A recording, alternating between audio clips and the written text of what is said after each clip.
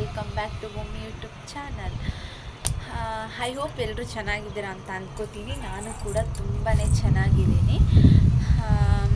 ಇವಾಗ ತಾನೇ ಅಮ್ಮ ಮನೇಲಿ ಪೂಜೆ ಮುಗಿಸ್ಕೊಂಡು, ಅದೇ ಓಂ ಶಕ್ತಿ ಪೂಜೆ ಇತ್ತು ಅಂತ ಹೇಳಿದ್ನಲ್ಲ, ಜಸ್ಟ್ ಈಗ ತಾನೇ ಪೂಜೆ ಎಲ್ಲ ಮುಗಿಸ್ಕೊಂಡು ಮನೆಗೆ ಬಂದೆ. ಹಾಗೆ ಒಂದು ವಿಷಯ ಹೇಳಬೇಕಿತ್ತು, ಹಾಗಾಗಿ ಒಂದು ವ್ಲಾಗ್ ಮಾಡೋಣ ಅಂತ ಮಾಡ್ತಾಯಿದ್ದೀನಿ. ಏನು ವಿಷಯ ಅಂತ ಅಂದರೆ, ನಾನು ಇವತ್ತು ನಮ್ಮ ಚಿಕ್ಕಮ್ಮನ ಮಗಳನ್ನ ಕರ್ಕೊಬರೋಕ್ಕೆ ಅಂತ ಹೋಗ್ತಾಯಿದ್ದೆ ಅವ್ರ ಮನೆ ತವ. ಅಂದರೆ ಜಸ್ಟ್ ನಮ್ಮ ಮನೆಯಿಂದ ಒಂದು 3 ರೋಡ್ ಬಿಟ್ಟರೆ ನಮ್ಮ ಚಿಕ್ಕಮ್ಮವ್ರ ಮನೆ ಇರೋದು. ಅವಳನ್ನ ಮತ್ತು ಪಾಪನ ಕರ್ಕೊಬರೋಕ್ಕೆ ಅಂತ ಹೋಗ್ತಾಯಿದ್ದೆ.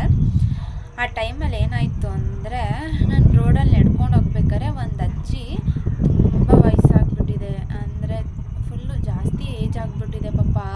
ಅಂದರೆ ಕೋಲು ಹಿಡ್ಕೊಂಡು ನಡೀತಾರೆ, ಅವರಿಗೆ ನಡೆಯೋಕ್ಕೂ ಕೂಡ ಆಗ್ತಿಲ್ಲ. 1-2 ಹೆಜ್ಜೆ ಇಡ್ತಾರೆ ಕೂತ್ಕೋತಾರೆ, 2 ಹೆಜ್ಜೆ ಇಡ್ತಾರೆ ಕೂತ್ಕೋತಾರೆ. ಅಜ್ಜಿ ನೋಡೋಕೆ ಎಷ್ಟು ಚೆನ್ನಾಗಿದ್ದಾರೆ ಗೊತ್ತಾ, ಅಂದರೆ ತುಂಬ ಏಜ್ ಆಗಿಬಿಟ್ಟಿದೆ, ನಡೆಯೋಕ್ಕಾಗಲ್ಲ ಅಷ್ಟೇ. ಬಟ್ ನೋಡೋಕ್ಕೆ ತುಂಬ ಶ್ರೀಮಂತರು ಥರ ಕಾಣಿಸ್ತಾರೆ ಅಜ್ಜಿ. ನಿಜಕ್ಕೂ ಅಜ್ಜಿ ಶ್ರೀಮಂತರೇ. ಬಟ್ ಆಗಿರೋ ವಿಷಯ ಏನಂತ ಅಂದರೆ ಗಾಯ್ಸ್, ಏನಾಗಿದೆ ಅಂದರೆ ಆ ಅಜ್ಜಿಗೆ 2 ಗಂಡು ಮಕ್ಕಳು ಮತ್ತು ಇನ್ನೊಂದು ಹೆಣ್ಮಗು, 3 ಜನ ಮಕ್ಕಳು. ಅಜ್ಜಿ ಮದುವೆ ಎಲ್ಲ, ಅಂದರೆ ಅವರು ಮದುವೆ ಎಲ್ಲ ಸುಮಾರು ವರ್ಷ ಆಗಿದೆಯಂತೆ, ಮದುವೆ ಎಲ್ಲ ಆಗಿ ಅವ್ರ ಮಕ್ಕಳಿಗೆ. ಸ್ಟಾರ್ಟಿಂಗಲ್ಲಿ ಸೊಸೆದಿರು ಬಂದಾಗ 2 ಸೊಸೆದಿರು ತುಂಬಾ ಚೆನ್ನಾಗಿ ನೋಡ್ಕೋತಾ ಇದ್ರಂತೆ.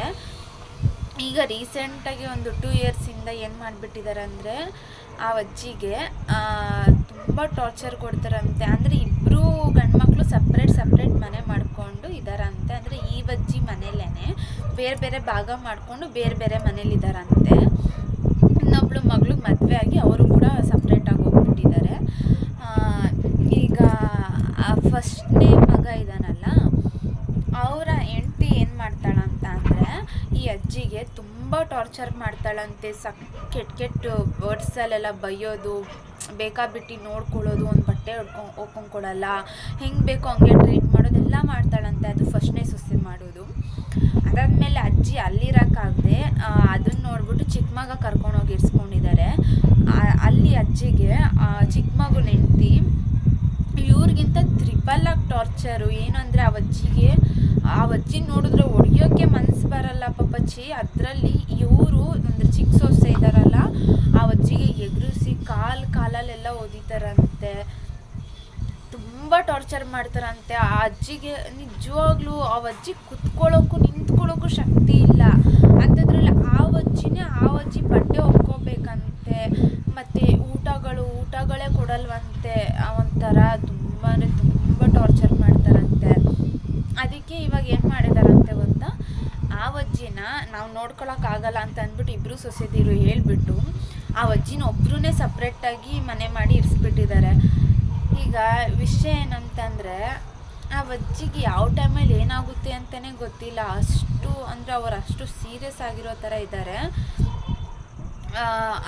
ಆ ಥರ ಇರೋ ಮನುಷ್ಯರನ್ನ ಸಪ್ರೇಟಾಗಿ ಮನೆ ಮಾಡಿ ಇಟ್ಟಿದ್ದಾರಂತೆ. ಅದರಲ್ಲೂ ಊಟ ಏನೂ ತೊಗೊಂಬಂದು ಕೊಡಲ್ವಂತೆ. ಬೈ ಚಾನ್ಸ್ ಏನಾದರೂ ಗಂಡು ಮಕ್ಕಳು ಇದ್ದಾರಲ್ಲ, ಅವರಿಬ್ಬರಲ್ಲಿ ಒಬ್ರು ಯಾರಾದರೂ ಬಂದು ನೋಡೋಕೆ ಬಂದುಬಿಟ್ರೆ ಅವ್ರು ಹೆಂಡ್ತಿದ್ರು ಅದಕ್ಕೆ ಜಾಸ್ತಿ ಜಗಳ ಮಾಡ್ತಾರಂತೆ. ಹಿಂಗೆ ಏನಕ್ಕೆ ಹೋಗಿದ್ದೆ ನೀನು, ಹಂಗೆ ಹಿಂಗೆ ಅಂತ ಸುಮ್ಮನೆ ಬೇಕಾಬಿಟ್ಟು ಮಾತುಗಳಾಡ್ಕೊಂಡು ಜಗಳ ಮಾಡೋದು. ಇದನ್ನೆಲ್ಲ ನೋಡ್ಬಿಟ್ಟು ಮಗಳು ಅಮ್ಮನ್ನ ಕರ್ಕೊಂಡು ಹೋಗ್ತೀನಿ ಅಂತ ಮನೆಗೆ ಹೇಳಿದಾಗ ಅಳಿಯ ಹೇಳದ್ನಂತೆ, ಅಂದರೆ ಮಗಳು ಗಂಡ, 2 ಗಂಡು ಮಕ್ಕಳು ಇದ್ದಾರೆ ಅಲ್ವಾ, ನಾವ್ಯಾಕೆ ನೋಡ್ಕೋಬೇಕು, ಬೇಕಾದರೆ ಅವ್ರು ನೋಡ್ಕೊಳ್ಳಿ, ನಾವ್ಯಾಕೆ ನೋಡ್ಕೋಬೇಕು ಅಂತ ಅವ್ರು ಕೇಳ್ತಾರಂತೆ. ಯಾಕಂದರೆ ಅವ್ರ ನಾದ್ನಿಗೂ ಕೂಡ ಏನೋ ಆಕ್ಸಿಡೆಂಟ್ ಆಗಿಬಿಟ್ಟು ಬಂದು ಇವ್ರ ಮನೇಲೇ ಇದ್ದಾರಂತೆ. ಸೊ ಅವ್ರನ್ನ ನೋಡ್ಕೊಂಡಿದ್ದಾರೆ. ಅದಕ್ಕೆ ಪಾಪ ಮಗಳು ಏನು ಮಾಡ್ತಿದ್ದಾಳಂತೆ ಗೊತ್ತಾ, ಅಜ್ಜಿ ಹೇಳಿದ್ದು ಅವ್ರ ಮಗಳೇ ಅಂತೆ. ಇವ್ರ ಹಸ್ಬೆಂಡು ಕೆಲ್ಸಕ್ಕೆ ಹೋಗ್ತಾರಲ್ಲ, ಅವ್ರು ಕೆಲ್ಸಕ್ಕೆ ಹೋಗಿದ ತಕ್ಷಣ ಅವ್ರ ಮಗಳು ಅಜ್ಜಿಗೆ ನಾಷ್ಟ ಎಲ್ಲ ತೊಗೊಂಬಂದು ಕೊಡ್ತಾರಂತೆ, ಮತ್ತು ಮಧ್ಯಾಹ್ನ ಊಟ ತೊಗೊಂಬಂದು ಕೊಡ್ತಾರಂತೆ, ಮತ್ತು ಸಂಜೆಗೆ ನೈಟ್ ಊಟ ಸಂಜೆ ಒಂದು 6 ಗಂಟೆ ಅಷ್ಟಿಗೆಲ್ಲ ತೊಗೊಂಬಂದು ಕೊಟ್ಬಿಡ್ತಾರಂತೆ. ಅಜ್ಜಿ ಅದನ್ನೇ ತಿನ್ನುತ್ತಂತೆ. ಆಮೇಲೆ ಫ್ರೀ ಟೈಮಲ್ಲಿ ಬಂದುಬಿಟ್ಟು ಆ ಅಜ್ಜಿ ಬಟ್ಟೆಗಳನ್ನೆಲ್ಲ ಕೊಟ್ಟು ಹೋಗ್ತಾರಂತೆ. ಈಗ ಹೇಳಿದ್ರು. ಅದಾದಮೇಲೆ ಆ ಅಜ್ಜಿ ಆಸ್ಪತ್ರೆಗೆ ಕರ್ಕೊಂಡೋಗ್ಬಿಡಪ್ಪ ನನ್ನ ಅಂತ ಕೇಳಿದ್ರು. ನಂಗೆ ಕರ್ಕೊಂಡು ಹೋಗ್ತಿದ್ದೆ ರೋಡಲ್ಲಿ. ಆ ಅಜ್ಜಿ ಅಲ್ಲಲ್ಲೇ ಬಿದ್ದೋಗ್ತಿದ್ರು. ನಂಗೆ ಭಯ ಆಯಿತು. ಹಂಗಾಗ್ಬಿಟ್ಟು ಹೇಳ್ಬಿಟ್ಟು ಅವ್ರ ಮಗ ಇದ್ದಾನಲ್ಲ ಅವರಿಗೆ ಕಾಲ್ ಮಾಡಿಬಿಟ್ಟು ಹೇಳವ ಅಂತ ಅಂದರು. ಹಂಗಾಗಿ ಅವ್ರ ನಂಬರಿಗೆ ಕಾಲ್ ಮಾಡಿಬಿಟ್ಟು ಫಸ್ಟ್ನೇ ಮಗನ ನಂಬರಿಗೆ ಕಾಲ್ ಮಾಡಿಬಿಟ್ಟು ಈ ಥರ ನಿಮ್ಮ ಅಮ್ಮಂಗೆ ನಿಮ್ಮ ತಾಯಿಯವ್ರಿಗೆ ಹುಷಾರಿಲ್ಲ, ಹಿಂಗೆ ನಡ್ಕೊಂಡು ಹೋಗ್ತಾಯಿದ್ರು, ಈ ಥರ ಸುಸ್ತಾಗಿ ಅಲ್ಲಲ್ಲೇ ಬಿದ್ದೋಗ್ತಾ ಇದ್ದಾರೆ, ಸ್ವಲ್ಪ ಬರ್ತೀರಾ ಅಂದರೆ, ಇಲ್ಲ ಮೇಡಮ್ ನಾನು ನಾಷ್ಟ ತಿಂತಿದ್ದೀನಿ ಬರೋಕ್ಕಾಗಲ್ಲ, ಅಲ್ಲಿ ಆಸ್ಪತ್ರೆಗೆ ಕರ್ಕೊಂಡೋಗ್ಬಿಡಿ ತೋರಿಸ್ಕೊಂಬರ್ತಾರೆ ಅದರಲ್ಲೆಲ್ಲ ಏನಿಲ್ಲ ಅಂತ ಒಂಥರ ಕೇರ್ಲೆಸ್ಸಾಗಿ ಮಾತಾಡ್ತಾರೆ ಅವ್ರ ಮಗ. ಪಾಪ ಎಷ್ಟು ಕೇರ್ಲೆಸ್ಸಾಗಿ ಮಾತಾಡಿದ್ರು ಅಂದರೆ ನಾನು 3 ಸಲ ಕಾಲ್ ಮಾಡಿದ್ದೀನಿ. 3 ಸಲ ಕಾಲ್ ಮಾಡಿದಾಗಲೂ ಬರೀ ಕೇರ್ಲೆಸ್ಸಾಗೆ ಮಾತಾಡ್ತಿದ್ದಾರೆ. ಅದರಲ್ಲಿ ಆಸ್ಪತ್ರೆಗೆ ಅಟ್ಲೀಸ್ಟ್ ಹೋಗಲಿ ಬಿಡಿ ಅಂದ್ಬಿಟ್ಟು ಆಸ್ಪತ್ರೆಗೆ ಕರ್ಕೊಂಡು ಹೋಗಿದ್ದೀನಿ. ಅಲ್ಲಿ ಆಸ್ಪತ್ರೆಗೆ ತೋರಿಸಿದ್ರೆ ನೀವು ಯಾರು ಅಂತಂದರು. ನಾನು ಹೇಳಿದೆ ಹಿಂಗೆ ರೋಡಲ್ಲಿ ಅವಜ್ಜಿ ಸಿಕ್ಕಿದ್ರು ಕರ್ಕೊಂಬಂದೆ. ಇಲ್ಲ ಅವ್ರ ಮನೆಯವ್ರು ಯಾರನ್ನ ಬರಲಿ ನಾವು ನೋಡಲ್ಲ ಅಂತ ಆಸ್ಪತ್ರೆಯವರು ವಾಪಸ್ ಕಳಿಸೋ ಥರ ಎಲ್ಲ ಇದು ಮಾಡಿದ್ರು. ಅದನ್ನು ಹೇಳ್ತಿದ್ದೀನಿ ಸರ್, ಇಲ್ಲಿ ಆಸ್ಪತ್ರೆಯಲ್ಲಿ ನೋಡ್ತಾ ಇಲ್ಲ, ನಿಮ್ಮ ಮನೆ ಅಂದರೆ ಆ ಅಜ್ಜಿ ಕಡೆಯವರು ಯಾರಾದರೂ ಬರಬೇಕಂತೆ, ಸೊ ಹಂಗಾಗಿ ನೀವೇ ಬನ್ನಿ, ಅವರು ಇಲ್ಲ ಅಂದರೆ ನೋಡಲ್ಲ ಅಂತ ಹೇಳ್ತಿದ್ದಾರೆ ಅಂತ ಕಾಲ್ ಮಾಡಿದರೆ, ಮೇಡಮ್ ಏನಾದರೂ ಒಂದು ಹೇಳ್ಬಿಟ್ಟು ತೋರಿಸ್ರಿ, ನಾನು ನಾಷ್ಟ ತಿಂತಿದ್ದೀನಿ ಬರೋಕ್ಕಾಗಲ್ಲ ಈಗ ಅಂದರೆ ತಾಯಿಗಿಂತ ಅವ್ರ ಊಟನೇ ಹೆಚ್ಚಾಗಿ ಹೋಗ್ಬಿಡ್ತಾ.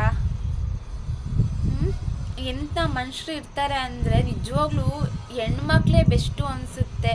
ತಂದೆ ತಾಯಿ ಕೊನೆಗಾಗದೆ ಹೆಣ್ಮಕ್ಳು ನೋಡಿ, ಇಬ್ಬರು ಗಂಡು ಮಕ್ಕಳು ಏನಕ್ಕೂ ಯೂಸ್ ಇಲ್ಲ, ಯೋಗ್ಯತೆನೇ ಇಲ್ಲ ಅನಿಸುತ್ತೆ ಅವ್ರಿಗೆ. ಅಷ್ಟು ಕೋಪ ಬರುತ್ತೆ ಬೈಬೇಕಾದ್ರೆ. ಆ ಮನುಷ್ಯ ಮಾತಾಡ್ಬೇಕಾದ್ರೆ ನನಗೆ ಎಷ್ಟು ಕೋಪ ಬರ್ತಿತ್ತು ಗೊತ್ತಾ, ನಾನೇ ಸ್ವಲ್ಪ ರೈಸ್ ಆಗೋಗ್ಬಿಟ್ಟಿದ್ದೆ, ಅಷ್ಟು ಕೋಪ ಅಂದ್ಬಿಡ್ತು. ಪಾಪ ಅವ್ರ ಮಗಳು ನೋಡಿ, ಈ ಕಡೆ ಅಳಿಯ ಸಪೋರ್ಟ್ ಇಲ್ಲ ಅಂತ ಗೊತ್ತಾಗಿದೆ ಅವರಿಗೆ. ಬಟ್ ಹಂಗಾಗಿ ಅವ್ರು ಇಲ್ದಾಗ ಕಣ್ ತಪ್ಪಿಸ್ಕೊಂಬಂದು ಊಟ ಕೊಡ್ತಾರೆ ಅಂದರೆ ಯೋಚನೆ ಮಾಡಿ ಪಾಪ ಹೆಣ್ಮಕ್ಳು ಮನಸ್ಥಿತಿ ಯಾವ ಥರ ಇರುತ್ತೆ ಅಲ್ವಾ. ಇವಯ್ಯ ಕೊನೆಗೂ ಬಂದೇ ಇಲ್ಲ. ನಾನೇ ಆಮೇಲೆ ಮತ್ತೆ ಆಟೋ ಮಾಡಿಕೊಂಡು ಕಳಿಸಿದಾಯಿತು, ಮತ್ತೆ ನೋಡಲೂ ಇಲ್ಲ. ಅದರಲ್ಲೂ ಆಸ್ಪತ್ರೆ ನರ್ಸ್ ಸ್ವಲ್ಪ ನಂಗೆ ಪರಿಚಯ ಇದ್ರಲ್ಲ, ಅವ್ರ ಹತ್ರ ಕೇಳೋಕ್ಕೆ ಅಂತ ಹೋದೆ. ಅವರೇ ಇಲ್ಲಮ್ಮ ಸುಮ್ಮನೆ ಮತ್ತೆ ಆ ಅಜ್ಜಿಗೆ ಏನಾದ್ರು ಹೆಚ್ಚು ಕಮ್ಮಿ ಆದರೆ ತೊಂದರೆ ಆಗುತ್ತೆ, ಬೇಡ ಅಂತೆಲ್ಲ ಇದು ಮಾಡ್ತಾಯಿದ್ರು. ಅದಾದ್ಮೇಲೆ ಮತ್ತೆ ಅವರ ಮಗುಗೆ ಮತ್ತೆ ಕಾಲ್ ಮಾಡಿದೆ, ಸ್ಟ್ರಿಕ್ಟಾಗಿ ಮಾತಾಡಿದೆ ನಾನು. ಇಲ್ಲ ಅವ್ರಿಗೆ ನಿಂತ್ಕೊಳ್ಳೋಕ್ಕಾಗ್ತಿಲ್ಲ, ಕೂತ್ಕೊಳ್ಳೋಕ್ಕಾಗ್ತಿಲ್ಲ, ನೀವು ಊಟ ತಿನ್ಕೊಂಡು ಕೂತಿದ್ದೀರಾ, ಒಂದು 5 ನಿಮಿಷ ಬನ್ನಿ ಅಂದರೆ, ಸರಿ ಮೇಡಮ್ ಆಯಿತು ಅಲ್ಲೇ ಬಿಟ್ಟಿರಿ ನಾನು ಬರ್ತೀನಿ ಅಂತ ಅವಾಗ ಹೇಳಿದ್ರು. ಸರಿ ಅಂದ್ಬಿಟ್ಟು ನಾನು ಸ್ವಲ್ಪ ಟೈಮ್ ಆಗಿಬಿಟ್ಟಿತ್ತು ಅಲ್ವಾ, ಹಂಗಾಗಿ ಅವ್ರು ಸ್ವಲ್ಪ ಹೊತ್ತು ವೆಯ್ಟ್ ಮಾಡಿದೆ, ಬರಲಿಲ್ಲ. ನೆಕ್ಸ್ಟ್ ಇನ್ನೊಂದು ಸಲ ಕಾಲ್ ಮಾಡಿಬಿಟ್ಟು ಹೇಳಿದೆ, ಇಲ್ಲೇ ಬರ್ತಾಯಿದ್ದೀನಿ ರೋಡಲ್ಲಿ, ನಮ್ಮ ಮನೆ ಇಲ್ಲೇ ಪಕ್ಕದಲ್ಲೇ ಇರೋದು ಅಂತ ಹೇಳಿದ್ರು. ಹಂಗಾಗ್ಬಿಟ್ಟು ಬಂದರು ಅನಿಸುತ್ತೆ ಮೇ ಬಿ. ಆಮೇಲೆ ನಾನು ಮನೆಗೆ ಹೋದೆ, ಮತ್ತೆ ವಾಪಸ್ ರಿಟರ್ನ್ ಬರ್ತಾ ಹೋಗಿದ್ದೆ. ಅಷ್ಟರಲ್ಲಿ ಅಜ್ಜಿ ಮನೆಗೆ ಹೋಗಿದ್ರು, ಅಲ್ಲೆಲ್ಲ ರೋಡಲ್ಲಿ ಕೂತಿದ್ರು. ನಾನು ವಾಪಸ್ ಹೋಗ್ತಾ ಸಿಕ್ಕಿದ್ರು ನನಗೆ ಮತ್ತೆ ಅವರು. ಆಮೇಲೆ ಕೇಳಿದೆ ಬಂದಿದ್ರಾ ತೋರಿಸಿದ್ರ ಅಂತೆಲ್ಲ. ಅಜ್ಜಿ ಪಾಪ ಹತ್ಕೊಂಡು ಎಲ್ಲ ತೋರಿಸ್ಕೊಂಡು ಕೂತಿದ್ನಮ್ಮ. ಡಾಕ್ಟ್ರುಗಳು ಏನು ಇಂಜೆಕ್ಷನ್ನು ಕೊಡಲಿಲ್ಲ, ಏನೂ ಕೊಡಲಿಲ್ಲ, ಸುಮ್ಮನೆ ನೋಡಿದ್ರು. ಆಮೇಲೆ ಇದೇನದು ಶುಗರ್ದು ಚೆಕ್ ಮಾಡಿದ್ರಂತೆ, ಬ್ಲಡ್ ಏನೂ ಬರಲಿಲ್ವಂತೆ. ಸೊ ಹಂಗಾಗಿ ಮಾತ್ರೆ ಏನೋ ಒಂದು ಕೊಟ್ಬಿಟ್ಟು ಕಳಿಸಿದ್ರು, ಏನೂ ನೋಡಲಿಲ್ಲ ಅಂತ ಹೇಳಿದ್ರು. ಹೋಗ್ಲಿ ಬಿಡಿ ಅಜ್ಜಿ ಅಂದರೆ ಪಾಪ ಅದನ್ನೇ ಅವಜ್ಜಿ ಈ 3 ಮ್ಯಾಟ್ರನ್ನ ಹೇಳ್ಕೊಂಡು ತುಂಬ ಅಳ್ತಾಯಿದ್ರು. ನೋಡಿದ್ರೆ ತುಂಬಾ ಬೇಜಾರಾಗುತ್ತೆ. ದಯವಿಟ್ಟು ಯಾರು ಆ ಥರ ಮಾಡೋಕ್ಕೆ ಹೋಗಬೇಡಿ. ನಾನು ಕೇಳಿರೋ ಮಟ್ಟಿಗೆ ಈ ಗಂಡು ಮಕ್ಕಳು ಅನ್ನೋರು ಇದ್ದಾರೆ ಗೊತ್ತಾ, ಅವರು ಜಾಸ್ತಿ ಫ್ಯಾಮಿಲಿನೇ ಜಾಸ್ತಿ ಅತಿ ಮಾಡ್ಕೋತಾರೆ. ಹೆಂಡ್ತಿನೆಲ್ಲ ಅಷ್ಟಕ್ಕಷ್ಟೇ ಈಗಿನ ಕಾಲದವರು. ನಾನು ಹತ್ರದಿಂದ ಕೂಡ ನೋಡಿದ್ದೀನಿ ಅದನ್ನು. ಅವರು ಹೆಂಡ್ತಿಗಿಂತ ಜಾಸ್ತಿ ಫ್ಯಾಮಿಲಿಗೆ ಸ್ವಲ್ಪ ಬೆಲೆ ಕೊಡ್ತಾರೆ, ರೆಸ್ಪೆಕ್ಟ್ ಕೊಡ್ತಾರೆ. ಅದರಲ್ಲೂ ಅಮ್ಮಂದಿರಿಗಂತೂ ಒಂದು ಲೆವೆಲ್ ಜಾಸ್ತಿನೇ ನೋಡ್ಕೋತಾರೆ. ಅಂಥದ್ರಲ್ಲಿ ಈ ಮನುಷ್ಯನೇ ಅನಿಸುತ್ತೆ ಅಂದರೆ ಅಟ್ಲೀಸ್ಟ್ ಹೋಗಲಿ ಬಿಡಿ, ಒಂದು ಗಂಡು ಮಗು ಆಗಿದ್ರೆ ಏನೋ ಬಿಡಪ್ಪ ಅಂತ ಅನ್ಬೋದು. 2 ಗಂಡು ಮಕ್ಕಳು ಅದೇ ಥರ ಮಾಡಿದ್ರೆ ಪಾಪ ಈ ಅಜ್ಜಿ ಎಲ್ಲಿಗೆ ತಾನೇ ಹೋಗ್ತಾರೆ. ಇಂಥ ಮನುಷ್ಯರುಗಳ ಮಧ್ಯೆ ಬದುಕೋದು ತುಂಬಾ ಕಷ್ಟ ಇದೆ. ಎಂತೆಂಥ ಜನಗಳಿರ್ತಾರೆ ನೋಡಿ, ಹೆತ್ತು ತಾಯಿನೇ ನೋಡ್ಕೊಳಕ್ಕಾಗಲ್ಲ. ಅಟ್ಲೀಸ್ಟ್ ಹೋಗಲಿ ಇವರಿಗೆ ಪರ್ಮನೆಂಟಾಗಿ ನೋಡ್ಕೊಳಕ್ಕಾಗಿಲ್ಲ ಅಂದರು 1 ತಿಂಗಳು ಅಜ್ಜಿನ ಇವ್ರು ನೋಡ್ಕೊಂಡು ಇನ್ನೊಂದು ತಿಂಗಳು ಚಿಕ್ಕ ಮಗ ನೋಡ್ಕೊಳ್ಳೋದಾದರೂ ಮಾಡಿದ್ರೆ ಎಷ್ಟು ಚೆನ್ನಾಗಿರುತ್ತೆ. 1 ತಿಂಗಳು ದೊಡ್ಡ ಮಗನ ಮನೇಲಿರ್ಬೋದು, ಇನ್ನೊಂದು ತಿಂಗಳು ಚಿಕ್ಕ ಮಗನ ಮನೇಲಿರ್ಬೋದು. ಇವ್ರು ಅದು ಯಾವುದಕ್ಕೂ ರೆಡಿ ಇಲ್ಲ. ಇವರು ಒಟ್ಟು ಅಜ್ಜಿನೇ ಬೇಡ ಅಂತ ಇದ್ದಾರೆ. ಪಾಪ ಅಜ್ಜಿ ಯಾವ ಥರ ಮಾತಾಡ್ತಿದ್ರು ಗೊತ್ತಾ ಫ್ರೆಂಡ್ಸ್, ಅಯ್ಯೋ ಬಿಡವ, ನನ್ನ ಉಸಿರು ಈಗಲೇ ನಿಂತೋದ್ರೇ ಎಷ್ಟೋ ಚೆನ್ನಾಗಿರ್ತದೆ ಇಂಥವ್ರುಗಳ ಮಧ್ಯೆ ಬದುಕೋಕ್ಕಿಂತ. ನನ್ನ ಹಣೆ ಬರ ಹಿಂಗಿತ್ತೇನೋ ಹಂಗೆ ಹಿಂಗೆ ಅಂತ ತುಂಬ ಅಂದರೆ ತುಂಬ ಬೇಜಾರಾಗೋ ಥರ ಮಾತಾಡಿದ್ರು ಪಾಪಚ್ಚಿ ಅಜ್ಜಿ. ನನಗೆ ಒಂದು ಸೆಕೆಂಡ್ ನೋಡ್ಬಿಟ್ಟು ತುಂಬಾ ಬೇಜಾರಾಗೋಯಿತು. ಏನೋ ಅಟ್ಲೀಸ್ಟ್ ಯಾವುದನ್ನ ಆಶ್ರಮದಲ್ಲಾದ್ರೂ ಆ ಅಜ್ಜಿ ಹೋಗಿದ್ರೆ ಚೆನ್ನಾಗಿರುತ್ತೆ ಅಂತ ಅನಿಸುತ್ತೆ. ಆಶ್ರಮದವರಾದರೂ ಸ್ವಲ್ಪ ಆದರೂ ಚೆನ್ನಾಗಿ ನೋಡ್ಕೋತಾರೆ. ಈ ಥರ ಯಾರು ಇಲ್ಲ ಅಂತ ಕೊರ್ಗಿ ಸಾಯೋಕ್ಕಿಂತ ಅಟ್ಲೀಸ್ಟ್ ಒಂದು ಆಶ್ರಮಕ್ಕಾದ್ರೂ ಹೋಗಿ ಸೇರಿಕೊಂಡ್ರೆ ಅಲ್ಲಾದರೂ ಒಂದು 100 ಜನ ಆದರೂ ಇರ್ತಾರೆ. 100 ಜನದಲ್ಲಿ ಅಟ್ಲೀಸ್ಟ್ ಒಂದು 2-3 ಜನ ಆದ್ರೂ ಸ್ವಲ್ಪ ಆದರೂ ಕ್ಲೋಸಾಗಿ ಮಾತಾಡ್ಕೊಂಡು ನಮ್ಮ ಜೊತೆ ಆದರೂ ಇರ್ತಾರೆ ಅನಿಸುತ್ತೆ. ಸೊ ಪ್ಲೀಸ್ ಯಾರು ದಯವಿಟ್ಟು ಎತ್ತು ತಂದೆ ತಾಯಿನ ಯಾವತ್ತೂ ಆ ಥರ ಮಾಡೋಕ್ಕೆ ಹೋಗಬೇಡಿ.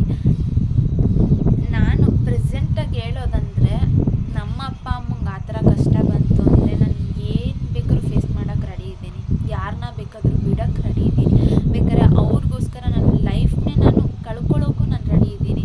ನನಗೆ ಯಾವತ್ತಿದ್ರೂ ನಮ್ಮ ಅಪ್ಪ ಅಮ್ಮನೇ ನನಗೆ ತುಂಬ ಇಂಪಾರ್ಟೆಂಟು. ಏನಕ್ಕಂದರೆ ನನ್ನ ಚಿಕ್ಕ ಏಜಿಂದ ಅವ್ರು ಎಷ್ಟು ಕಷ್ಟಪಟ್ಟು ಸಾಕಿದ್ದಾರೆ, ಎಷ್ಟು ಕಷ್ಟಪಟ್ಟು ಬೆಳೆಸಿದ್ದಾರೆ ಅಂತ ನಾನು ತುಂಬ ಚೆನ್ನಾಗಿ ನೋಡಿಬಿಟ್ಟಿದ್ದೀನಿ. ಆದರೆ ನಾನು ಅಷ್ಟೇ ನಮ್ಮ ಅಪ್ಪ ಅಮ್ಮಂಗೆ ತುಂಬಾ ನೋವು ಕೊಟ್ಟಿಲ್ಲ ಅಂತೇನಿಲ್ಲ, ತುಂಬಾ ನೋವು ಕೊಟ್ಟಿದ್ದೀನಿ. ಅದಕ್ಕೆಲ್ಲ ಈಗ ನೆನೆಸ್ಕೊಂಡ್ರೆ ಅಳು ಬರುತ್ತೆ.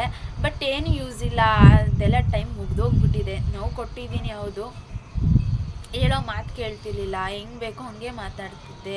ಅವ್ರು ಹೇಳಿದ ಮಾತು ಇವತ್ತಿನವರೆಗೂ ಒಂದು ಕೂಡ ನಾನು ಕೇಳಿಲ್ಲ, ಒಂದೇ ಒಂದು ಮಾತು ನಾನು ಕೇಳಿಲ್ಲ. ಆದರೆ ಯಾವತ್ತೂ ನಮ್ಮ ಅಪ್ಪ ಅಮ್ಮನ್ನ ನಾನು ಬೇರೆ ದೃಷ್ಟಿಯಲ್ಲಿ ನೋಡಿಲ್ಲ. ಅವರಂದರೆ ನಾನು ಈಗಲೂ ಪ್ರಾಣ ಬಿಡ್ತೀನಿ, ಅವ್ರಿಗೋಸ್ಕರ ನಾನು ಏನು ಬೇಕಾದರೂ ಮಾಡೋಕ್ಕೆ ರೆಡಿ. ಆದರೆ ನಮ್ಮ ಅಪ್ಪ ಅಮ್ಮನ ನಾನು ಯಾವತ್ತು ಇವತ್ತು ಆ ಅಜ್ಜಿ ಬಂದು ನಿಂತಿದ್ರಲ್ಲ ಪಾಪ, ಬೀದಿಯಲ್ಲಿ ನಿಲ್ಲಿಸಿದ್ರಲ್ಲ 2 ಗಂಡು ಮಕ್ಕಳು, ಆ ಥರ ನಿಲ್ಸೋಕ್ಕೆ ಮಾತ್ರ ನಾನು ರೆಡಿ ಇಲ್ಲ. ಅಂಥ ಸಿಚುವೇಶನ್ ಬರೋಕ್ಕೂ ನಾನು ಬಿಡಲ್ಲ ಅಂತ ಹೇಳೋಕ್ಕೆ ಇಷ್ಟಪಡ್ತೀನಿ. ನೀವು ಕೂಡ ಅದೇ ರೀತಿ ಇರಿ, ಅಷ್ಟೇ ಹೇಳೋಕ್ಕಿರೋದು. ಮತ್ತಿನ್ನೇನು ಹೇಳೋಕ್ಕಿಲ್ಲ. ಮತ್ತು ಪೂಜೆ ಎಲ್ಲ ತುಂಬ ಚೆನ್ನಾಗಾಯಿತು. ಅದ್ರ ಮಧ್ಯೆ ಇದು ಅಜ್ಜಿ ಪಾಪ ಹೇಳಿದ್ರಲ್ಲ, ಅದೊಂದು ಸ್ವಲ್ಪ ಬೇಜಾರಾಯಿತು. ಅದನ್ನು ಆಮೇಲೆ ನಮ್ಮ ಚಿಕ್ಕಮ್ಮನ ಮಗಳು ಕರ್ಕೊಬರ್ಬೇಕಾದ್ರೆ ಆ ಅಜ್ಜಿಗೆ ತೋರಿಸ್ಬಿಟ್ಟು ಆ ಅಜ್ಜಿ ಜೊತೆ ಸ್ವಲ್ಪ ಮಾತಾಡಿಸ್ಬಿಟ್ಟು ಹೇಳಿದೆ, ನೋಡಿ ಅಜ್ಜಿಗೆ ಹಿಂಗೆಲ್ಲ ಮಾಡ್ತಾ ಇದ್ದಾರಂತೆ ಹಾಗೆ ಹೀಗೆ ಅಂತ. ಆದರೂ ನನಗೆ ಅನಿಸುತ್ತೆ, ಅಜ್ಜಿಗೂ ಹೇಳಿದೆ ನಾನು. ಅಜ್ಜಿ ಏನು ಹೇಳಿದ್ರು ಗೊತ್ತಾ ಗೈಸ್, ಇಬ್ಬರು ಮಗಂಗೂ ಸಪ್ರೇಟ್ ಮನೆ ಕೊಟ್ಟಿದ್ದಾರಲ್ವಾ, ಅಷ್ಟೆಲ್ಲ ಅಜ್ಜಿ ಕೊಟ್ಟಿದ್ರು ಇವರಿಬ್ಬರು ಮಕ್ಕಳು ನೋಡ್ಕೊತಿಲ್ಲಲ್ವಾ, ಅಜ್ಜಿ ನೀವು ಹೋಗಿ ಸ್ಟೇಷನ್ಗೆ ಹೋಗಿ ಕಂಪ್ಲೇಂಟ್ ಕೊಡಿ, ಅವ್ರು ಮಾತಾಡ್ಬಿಟ್ಟು ನಿಮ್ಮನ್ನು ಅವ್ರ ಮನೆಗೆ ಕಳಿಸ್ತಾರೆ, ನೋಡ್ಕೊತಾರೆ ಅವಾಗ ಅವ್ರು ಚೆನ್ನಾಗಿ ಅಂದರೆ. ಪಾಪ ಅಜ್ಜಿ ಬಾಯಲ್ಲಿ ಏನು ಗೊತ್ತಾ, ನನ್ನ ಮಕ್ಕಳು ನಾ ಪರಿಸ್ಥಿತಿಗೆ ನಾನು ತರಲ್ಲವ, ಅವರು ಅದೇ ಮನೇಲಿ ಚೆನ್ನಾಗಿರಲಿ, ನಾನು ಇವತ್ತಲ್ಲ ನಾಳೆ ಬಿದ್ದೋಗ ಮರ, ನಾನೆಲ್ಲ ರೋಡಲ್ಲಿ ಮಲ್ಕೊಳ್ಳೋಕ್ಕೂ ನಾನು ರೆಡಿ ಅಂತ ಹೇಳ್ಬಿಟ್ರು. ಇಷ್ಟು ಬೇಜಾರಾಯಿತು ಗೊತ್ತಾ. ಇದನ್ನು ಮಕ್ಕಳು ಮುಂದೆ ಅಸಹ್ಯ ಆಗುತ್ತೆ ಫ್ರೆಂಡ್ಸ್ ಅವ್ರ ಬಗ್ಗೆ ಮಾತಾಡೋಕ್ಕೆ. ಅದರಲ್ಲೂ ಈ ಥರ 2 ಗಂಡು ಮಕ್ಳಿಗೂ ಒಂದೇ ಥರ ಬುದ್ಧಿ ಅಂದರೆ ತುಂಬಾ ಬೇಜಾರಾಗುತ್ತೆ. ಹೋಗಲಿ ಬಿಡಿ ಅದ್ರ ಬಗ್ಗೆ. ಇದು ಹೇಳಿದಂದರೆ ಜಸ್ಟ್ ಒಂದು ಮೆಸೇಜ್ ಅಷ್ಟೇ, ಬೇರೆಯವ್ರು ಯಾರು ಈ ಥರ ಮಾಡಬೇಡಿ ಅಂತ ಒಂದು ಮೆಸೇಜ್ ಅಷ್ಟೇ. Thank you for watching. ಮತ್ತಿನ್ನೇನು ಹೇಳೋಕ್ಕಿಷ್ಟ ಇಲ್ಲ. ಅಮ್ಮ ಮನೇಲಿ ಪೂಜೆ ಕೂಡ ಚೆನ್ನಾಗಾಯಿತು. ಇನ್ನೇನು ನಾಳೆ ಇಲ್ಲ ನಾಡ್ದು ಸಂಕ್ರಾಂತಿ ಹಬ್ಬ ಇದೆ. ನಾಳೆ ಸಂಕ್ರಾಂತಿ ಹಬ್ಬ ಇದೆ, ನಾಡ್ದು ಅಂತಿದ್ದೀನಿ. ನಾಳೆ ಸಂಕ್ರಾಂತಿ ಹಬ್ಬ ಇದೆ. ಸ್ವಲ್ಪ ಎಲ್ಲ ರೆಡಿ ಮಾಡ್ಕೋಬೇಕು, ಮತ್ತೇನು ಮಾತಾಡೋಕ್ಕಿಲ್ಲ. Thank you for watching and subscribe ಮಾಡ್ಕೊಳ್ಳಿ ಪ್ಲೀಸ್. ನನ್ನ ಚಾನಲ್ನ ಯಾರ್ಯಾರು ಸಬ್ಸ್ಕ್ರೈಬ್